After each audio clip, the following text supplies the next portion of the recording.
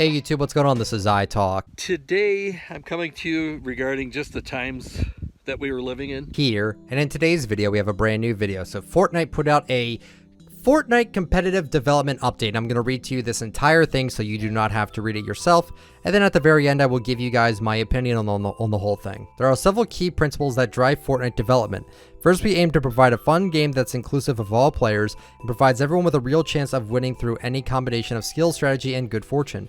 Second, we aim to evolve the game rapidly to keep the experience fresh. Finally, we aim to provide great entertainment. Fortnite competitive play relies on unique balancing act, maintaining a solid and balanced experience for competitive players while being essentially the same Fortnite played by hundreds of millions of players.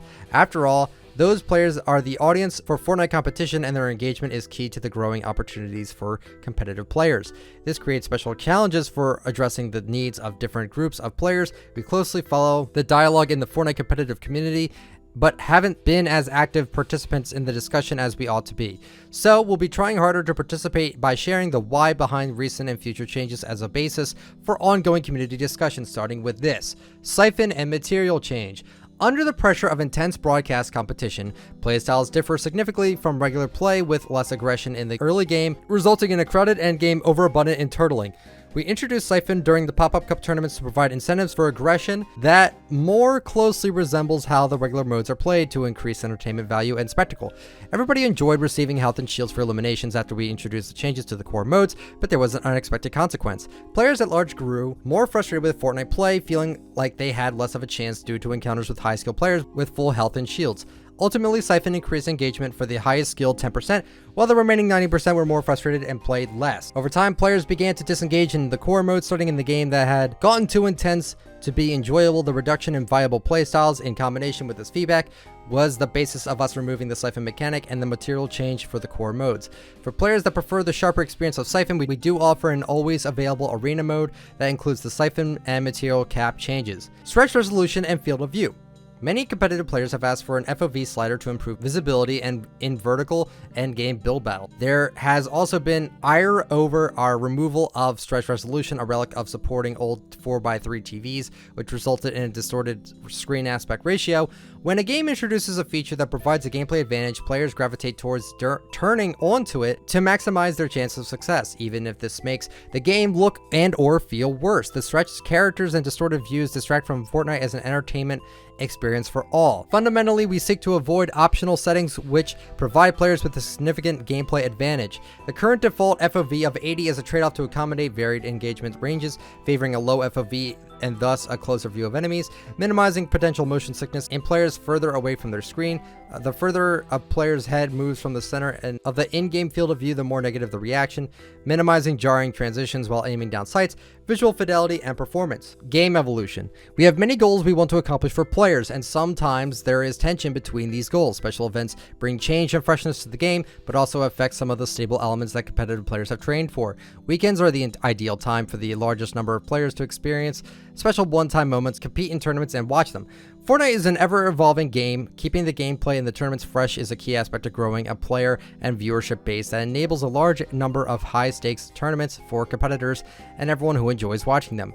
We aim to reasonably stabilize gameplay in advance of the Fortnite World Cup Finals. We had hoped to be stabilized for all online qualifiers. However, the new weekly online tournament cadence means we will be doing this for some, but not all.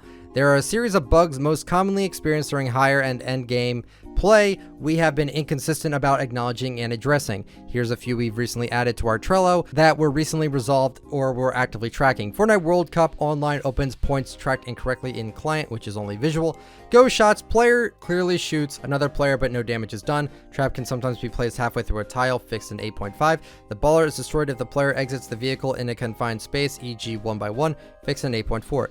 A lot of the time we require your help as these are hard to reproduce internally, and we are utilizing reoccurring small-scale feedback sessions with the competitive community to narrow down on fixes. We're committed to doing a better job monitoring bug reports through Reddit, social channels, and in-game reports. Please help us by posting detailed bug reports, including video clips.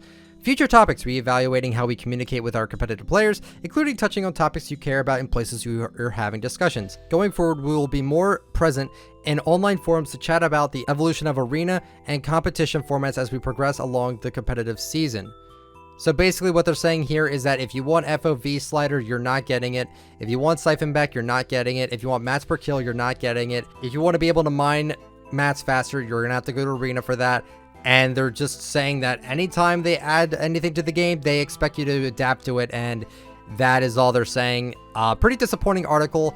I thought they were going to actually give us an FOV slider to give people that have played Stretch, which is a lot of professional players, an FOV slider, but they're not going to do that. So overall, this article kind of sucks, and I'm just letting you guys know this is what they think about everything, and basically nothing is being changed. So long story short, Fortnite put out this huge thing, nothing's going to be changed. Hopefully you guys enjoyed the video. If you did, let me know with a like, but only if you enjoy the content. Subscribe to the channel if you're brand new, turn on the bell just to get all my latest uploads, and comment down below, what are your thoughts about everything that I talked about? I would love to know.